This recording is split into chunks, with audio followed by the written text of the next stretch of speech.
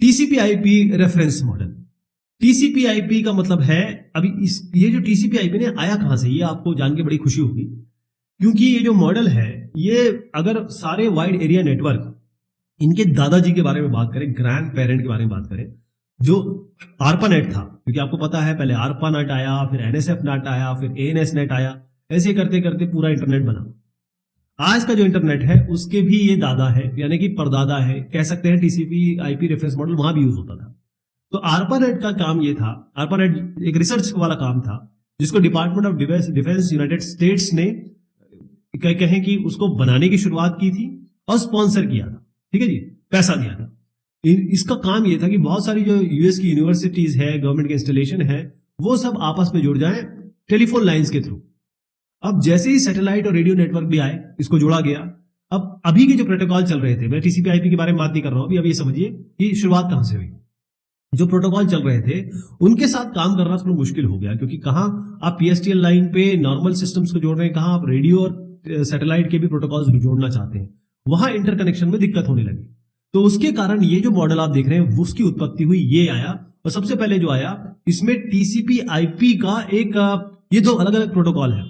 तो TCP IP reference model ऐसे आया है कि एक रेफरेंस आर्किटेक्चर था कि ठीक है, अगर आपको सब चीजें जोड़नी है तो इस टीसीपी आईपी का उपयोग करिए। और टीसीपी आईपी कहीं अलग से नहीं आया, टीसीपी एक प्रोटोकॉल है जो यहां पर यूज होता था, ट्रांसमिशन कंट्रोल प्रोटोकॉल, और आईपी जो है ये भी इंटरनेट प्रोटोकॉल, दो अलग अलग प्रोटोकॉल यूज होते थे। इसी को मिला के इस आर्किटेक्चर का या इस रेफरेंस मॉडल का नाम रख दिया गया। तो जो दो प्राइमरी प्रोटोकॉल है उस पे नाम रखा गया है। और ये शुरुआती दौर में जब इंटरनेट शुरू हुआ था और तब टीसीपी आईपी यहां पर जब इसकी जरूरत पड़ी तब ये बना। तो पहला इसको सर्फ और खान साहब ने डिस्क्राइब किया, उसके बाद इसको थोड़ा और क्लीन या डिफाइन और रिफाइन किया ब्रैडन साहब ने। फिर डिजाइन कैसा होगा इसका, इसको बताया क्लार्क साहब ने। अगर आईएएस का एग्जाम होता है नेटवर्किंग में तो ये पूछा जा सकता है, अदरवाइज नहीं, इसको बस जान लीजिए।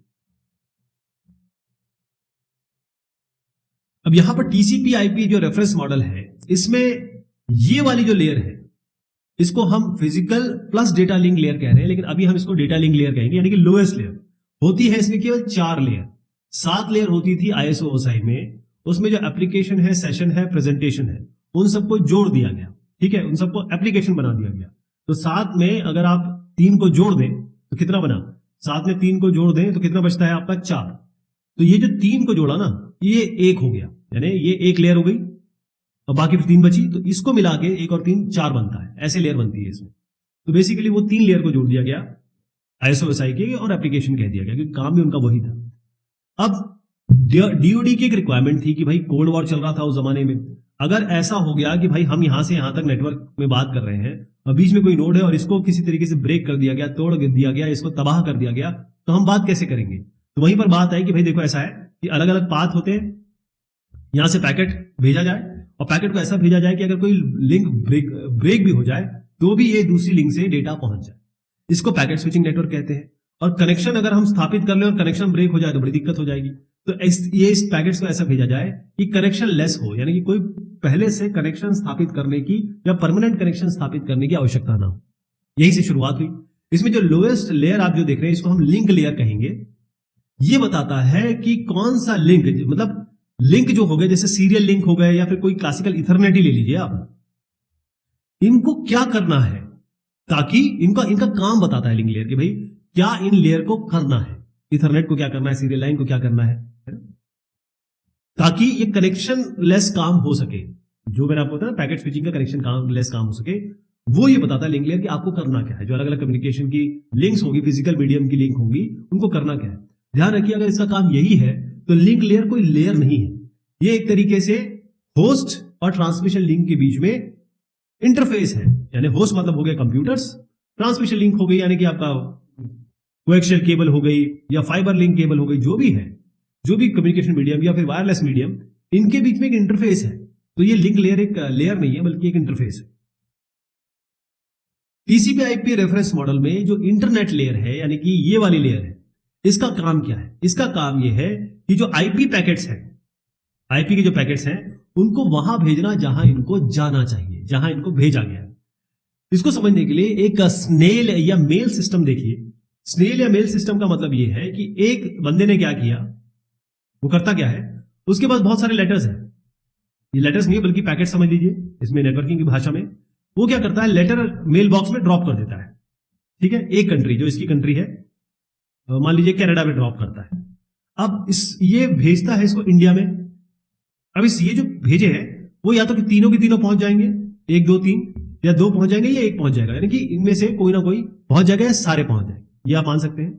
लेकिन ये मैं आपको बताता हूं आईपी और टीसीपी की बात। अब लेटर जो है ये कनाडा से इंडिया के बीच में कहां कहां गया होगा आपको पता है? कितने सारे इंटरनेशनल मेल गेटवेज इसने क्लियर किए होंगे, मतलब रास्ते क्लियर किए होंगे, लेकिन यूजर इस साहब को कुछ पता नहीं है। इन्होंने जिनको भेजा है वो बस बता देंगे कि मिल गया है। हर एक कंट्री जब भी ये पैकेट आएगा उसमें अपना स्टैम्प डालेगी, अपना एनवेलप साइज डालेगी, अपना रूल डालेगी, सारा यूजर से हिडन है। तो ये जो सारे काम हो रहे हैं यही काम कौन सी लेयर कर रही है? इंटरनेट लेयर कर रही है।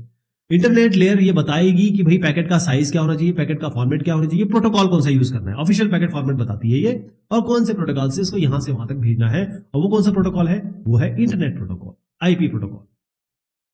इस आईपी के साथ एक और चीज डिफाइन होती है, वो है आईसीएमपी। क्या होता है? ये जो आप इंटरनेट लेयर पे देख रहे हैं यहां पर एक आईपी प्रोटोकॉल है और यहां पर आईसीएमपी है। आईसीएमपी का मतलब होता है इंटरनेट कंट्रोल मैसेज प्रोटोकॉल। ये आईपी की मदद करता है उसको भेजने में, कंपेनियन प्रोटोकॉल है।